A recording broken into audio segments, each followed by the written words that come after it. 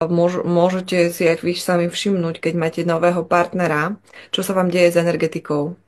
Že zrazu máte úplne iné myšlienky, začínate mať úplne iné záujmy, môžete pociťovať emócie, ktoré tam predtým neboli. No a toto je to, čo sa deje aj pri sexuálnom spojení. Toto sa deje hlavne pri sexuálnom spojení. Nemusí to tak byť. A teraz nemyslím sexuálne spojenie, že to musí dojsť až do fyzického aktu, ale už len energetické sexuálne spojenie, tam sa deje transmisia týchto energií. Takže preto je tu aj ten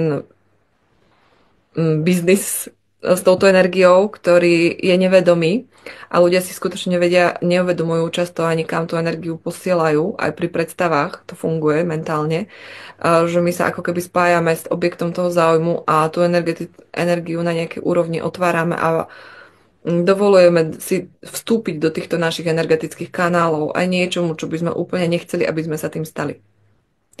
Preto aj biznis alebo tá komercia v tejto dobe, že keď si pozriete na všetky tie celebrity, na tie všetky klipy, na to všetko, ktoré smerujú k tomu, aby my sme na nejakej úrovni túto sexuálnu energiu produkovali, alebo aby nás sexuálne priťahovali ľudia, ktorí sú nám v podstate cudzí, len na základe tých vonkajších nejakých ukazovateľov, hej, tie ženy v podprstenkách, minisukniach, v tých klipoch, v televízii, takisto muži, ktorí sa zameriavajú na to, aby vyprodukovali, hej, túto energiu v druhých ľuďoch, tak je to práca s energiou. Každý ako s tým začne robiť a k čomu dáva pozornosť, ako je v tej oblasti vedomý, tak to na ňo dokáže pôsobiť.